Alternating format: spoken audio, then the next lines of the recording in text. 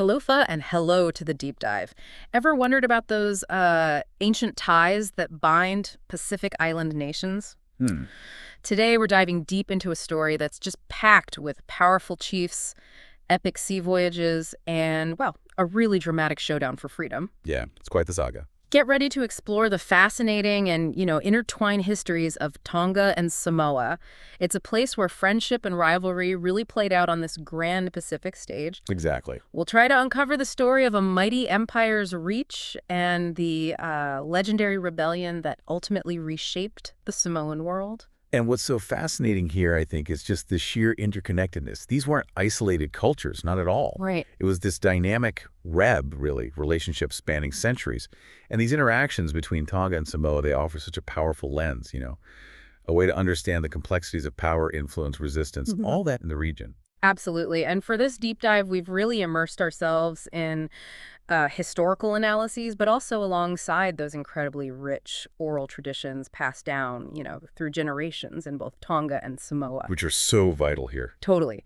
So our mission today is to really try and understand this pivotal time, the era when the Tuʻi Tonga Empire exerted its power in Samoa, the incredible story of the Samoan rebellion that rose up against it, and of course the legendary origins of a title that holds just immense prestige in Samoa, even today in Malietoa. The huge one. Okay, let's unpack this foundational period. Right, let's maybe start with the architects, yeah? Yeah. The Tuʻi Tonga dynasty. Their origins, they trace back to around 950 CE with the founder Ahuitu. Ahuitu. And what's really significant about him is his lineage. Tradition tells us he was the son of the sky god Tongaloa, or Tagaloa, in Samoa. Oh, right, the same deity. Yeah, an immortal Tongan woman. And the key takeaway here isn't just like a nice story. This divine connection, it bestowed this sacred authority on the Tuʻi Tonga. It really elevated them, beyond just earthly rulers. So right from the start, they weren't just powerful chiefs. They had this perceived direct link to the divine. That's a potent source of authority, isn't it? Oh, absolutely potent. Yeah. And it seems they really leveraged this status to build this, far-reaching influence. Okay. The empire saw significant growth. It reached its zenith under the 10th Tuʻi Tonga, Momo, and especially the 11th, Tuʻi de Tuʻi. That's around the 11th, 12th century CE. Right. And their influence, it spread across this vast maritime area, a true thalassocracy, a sea-based empire. Yeah. We're talking modern-day Tonga, Samoa, though many often stayed independent. Yeah. Okay. Important distinction. Yeah. New, Fiji, lots of other islands scattered across the Pacific. It's huge. And this vast reach, it just underscores their maritime prowess, their ability to project power. Across those distances. Exactly. Facilitated by those remarkable double-hulled canoes, the kalia. Oh, Kalia, right. And their, highly developed navigational skills. Yeah. Really sophisticated stuff. Wow. Imagine the skill, the daring it took, navigating like that in those vessels. It really highlights the ambition, the ingenuity of these early Polynesian navigators. It really does. So here's where it gets really interesting for me. How did they actually manage to hold it all together, this widespread domain? Yeah, good question. It seems like several interconnected elements were pretty crucial. First, there was the inasi, The Aussie. a sophisticated tribute system. Basically, subject islands had to send annual gifts, often their best resources, crafted goods, to the Tuʻi Tonga back on Tagatapu. Okay. And the key insight here, I think, is that this wasn't just about stuff, about material goods. It was a powerful mechanism for constantly reinforcing Tonga's dominance and the Tuʻi Tonga's sacred status, in the eyes of everyone else. Right. A constant reminder of who's in charge. Exactly. Okay. And secondly, you had these flourishing trade networks crisscrossing the empire, exchanging prized things like Samoan basalt azes, Oh, yeah. Those are famous? fine mats, distinctive pottery. And beyond just the economics, this exchange created this sort of web of interdependence. And it acted as a conduit, spreading ideas, innovations across the region. Like cultural diffusion, too. Precisely. And thirdly, strategic elite intermarriage. That played a vital role. Yeah. Particularly this practice called tokatufa. Dakatufa. Yeah. High-ranking women from influential families on other islands were brought to Tonga to marry into the royal lineage. Okay. And then their kids could potentially go back and rule their home islands. So it solidified alliances, extended Tongan influence through these kinship ties. Wow. So you see how these things work together, right? Yeah. The Inasi provided resources, reinforced authority. Yeah. Trade fostered interdependence. Yeah. Strategic marriages built alliances. It was this multifaceted approach to keeping the empire going. Yeah, that's a really sophisticated system, using economic, political, even family ties to maintain control. But as you mentioned, and our sources remind us, the Tuʻi Tonga weren't the first major power in this part of the Pacific, were they? No, absolutely not. That's a crucial point. Before the Tuʻi Tonga really rose to prominence, there was a significant Samoan-based maritime power centered in the Menua Island group. Ah, Manu again? Yeah, led by the Tuʻi Manoa. Some oral traditions even suggest a time when the Tuʻi Manoa held sway over Tonga itself. Really? Over Tonga? Yeah, and that Tonga had to kind of actively assert its independence before starting its own expansion. So it's fascinating to think the Tuʻi Tonga's arrival in Samoa was more like a shift in a long-standing regional power dynamic, not the start of it all. Right. They weren't stepping into a vacuum. Exactly. They weren't stepping into a void. That provides really crucial context for what happens next. Okay, so by the 11th to 13th centuries, Tongan influence in Samoa, particularly Upolu and Savaii, it becomes quite established. How long are we talking here, roughly? Well, the oral traditions generally point to a period of maybe 3 to 4 centuries. Wow, that long. Yeah, 300 or 400 years of direct Tongan rule or, significant hegemony in those parts of Samoa. That's a substantial chunk of time. It would have definitely impacted the social, political, cultural landscape. For sure. And this likely involved, Tongan governors overseeing things, the regular collection of tribute going back to Tonga. The Inasi again. And Yeah. implementing Tongan administrative systems. The settlement of Safotu on Savaii. That's often mentioned in oral accounts as maybe being a Tongan center during this time. Safotu. Okay. And the figure who really stands out in the Samoan accounts of this period, the one associated with the eventual pushback, that's Tuʻi Tonga Talakaifeki. Yes, Talakaifeki. He's a truly pivotal figure in this whole narrative, especially from the Samoan perspective. Right. Historical analysis suggests he might have been the 15th Tuʻi Tonga or maybe a ruler around then whose name appears in Tongan king lists as Lomipupu. Lomipupu, okay. Now, Tongan historical accounts, they do acknowledge a period of unrest, a Samoan revolt during his reign. Mm-hmm. But the Samoan oral traditions, they paint a much more critical, much more vivid picture. How so? Well, in these narratives, Talakaifeki is depicted as, frankly, a cruel and tyrannical ruler. The stories detail accusations of enslaving Samoans, forcing them into really hard labor, like building forts and roads. Wow. And just generally ruling with excessive harshness, brutality. That's a very strong indictment. It sounds like the Samoan oral tradition really hammers home the oppressive nature of his rule. What's the significance of that emphasis, do you think? Well, if you connect it to the bigger picture, right? Samoan identity, the legitimacy of their later autonomy, this powerful emphasis on Talakaifeki's alleged tyranny, it serves a crucial purpose. Which is? It legitimizes the Samoan uprising that follows. By painting the Tongan ruler as this unbearable oppressor, the narrative tones the rebellion from just a power struggle into a necessary, morally justified act of liberation. Ah, okay, I see. It gives a clear reason for the Samoan actions. It boosts the heroic status of the resistance leaders, and ultimately, it reinforces the legitimacy of the Malietoa title that comes out of this very conflict. Right. So the way Talakaifeki is remembered directly supports that whole foundational story of Samoan independence. That makes perfect sense. You kind of need that narrative of oppression to justify such a massive act of defiance and setting up a whole new order. So who are the key players then? Who spearheaded this Samoan rebellion? The main figures in the Samoan resistance were these brothers, Tuna and Fata, often described as sons or descendants of a respected chief named Atioki. Tuna and Fata. Okay. We also hear about their elder brother, Savea, and a particularly, remarkable nephew, Ulumasui. Ulumasui, got it. And notably, Tuna and Fata, they already had this reputation for bravery, for strength, which ironically seems to be what made Talakaifeki suspicious, maybe even fearful of their growing influence. So the very things that probably earned them respect among Samoans made them a threat to the Tongan ruler. What finally kicked things off? What was the catalyst? Well, sensing Talakaifeki's unease, maybe potential plans against them, Tuna and Fata are said to have basically fled. Yeah. They sought refuge in Alipata on the eastern side of Upolu. Alipata, okay. And from there, this strategic spot, they sent out messengers across Samoa, rallying different chiefdoms, communities, trying to unite them for a common cause, kick out the Tongans, reclaim their autonomy. Right. And the rebellion, according to the main accounts, it hits its climax with this meticulously planned surprise attack. An ambush. Exactly, an ambush planned during a big feast in Alipata. Some traditions even say it was for Talakaifeki's birthday. No way. Yeah.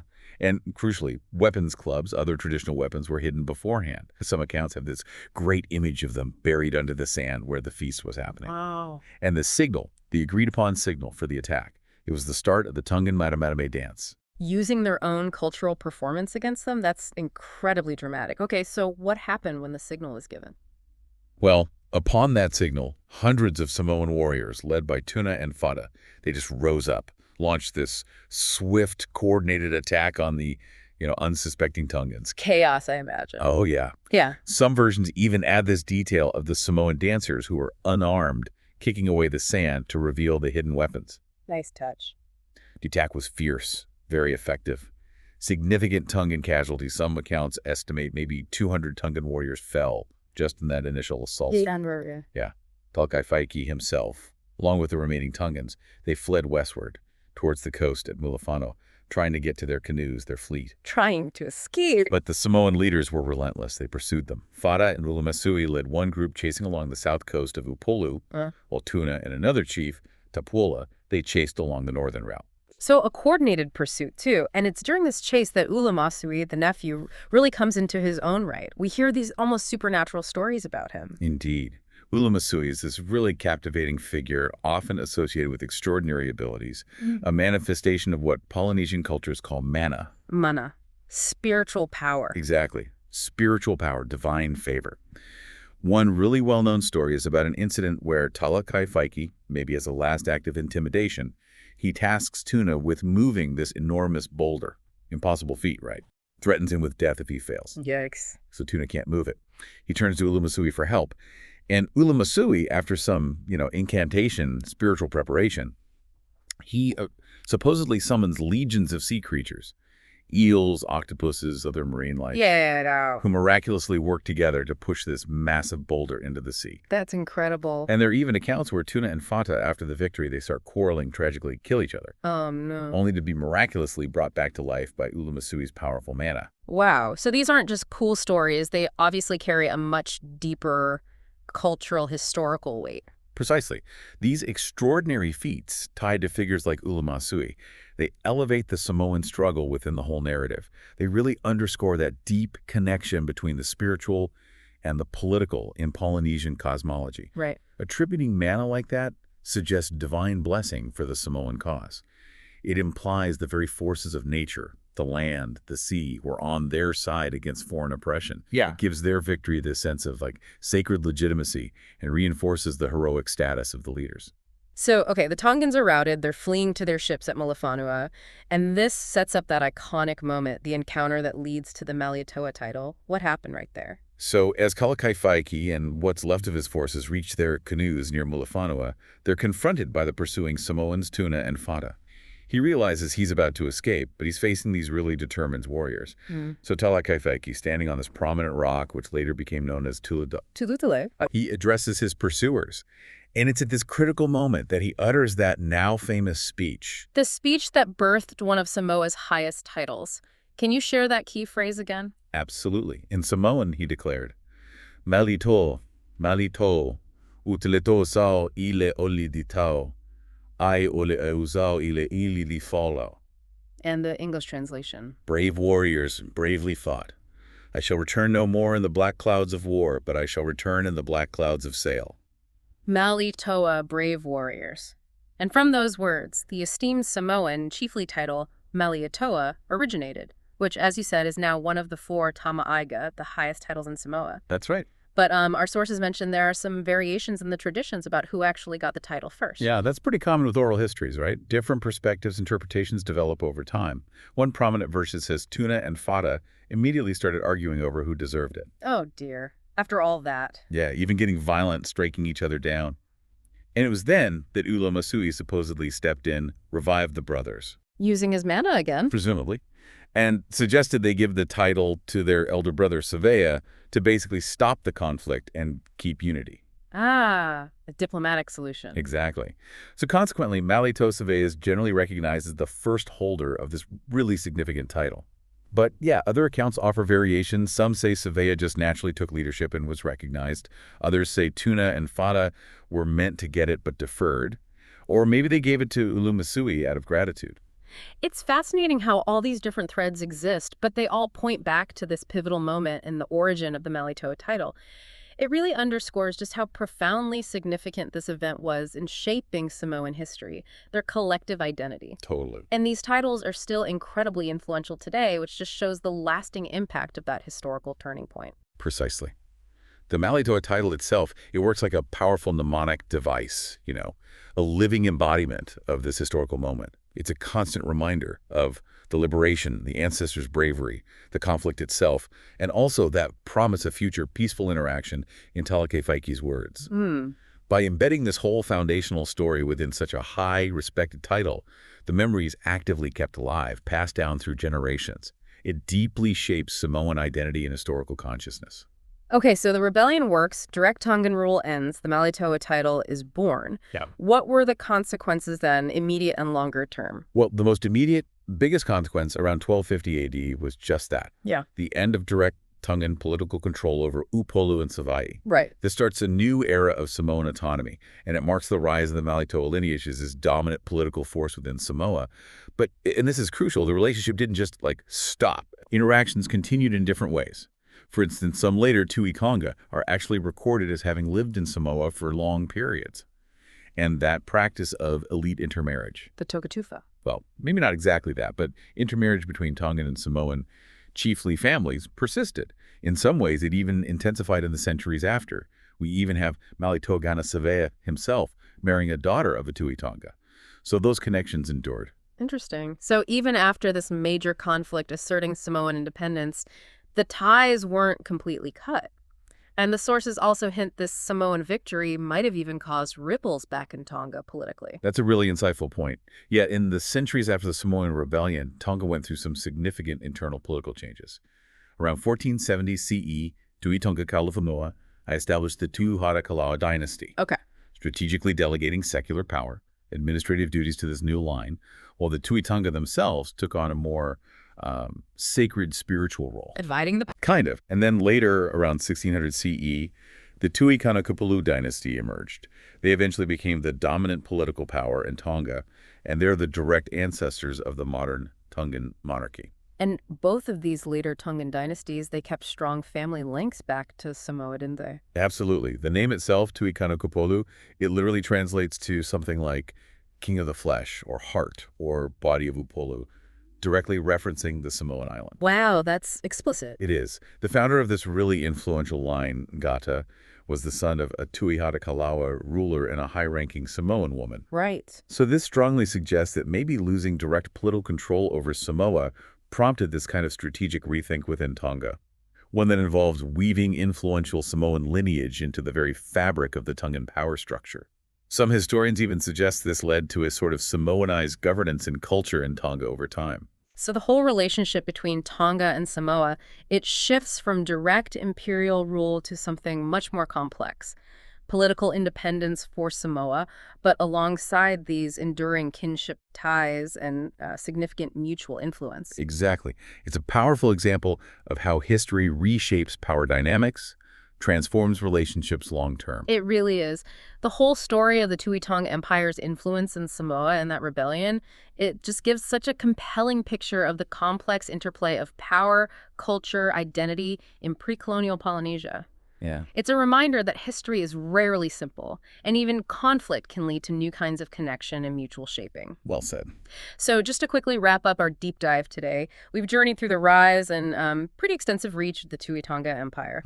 Its centuries-long influence in Samoa, the pivotal Samoan rebellion led by legends like Tuna, Fada, and the amazing Ulumasui. Definitely remarkable. And the enduring significance of Tuʻi Tonga Talakaiwhaiki's fateful words, birthing the Malietoa title. It's such a powerful story, really highlighting that deeply interwoven history of Tonga and Samoa. And it powerfully underscores that their relationship, yeah, it had conflict, it had dominance, but it's also fundamentally rooted in these deep kinship ties. Yeah. That connection, often beautifully expressed with the term takusa. Takuto, right. This shared history has just profoundly shaped the cultural, the political identities of both nations.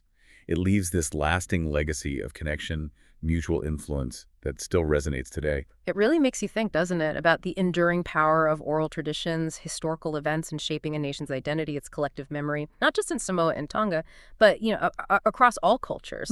Think about that vital role language and titles play, preserving and transmitting history from one generation to the next. That's definitely your food for thought this time. Malo, and thank you for joining us on this deep dive.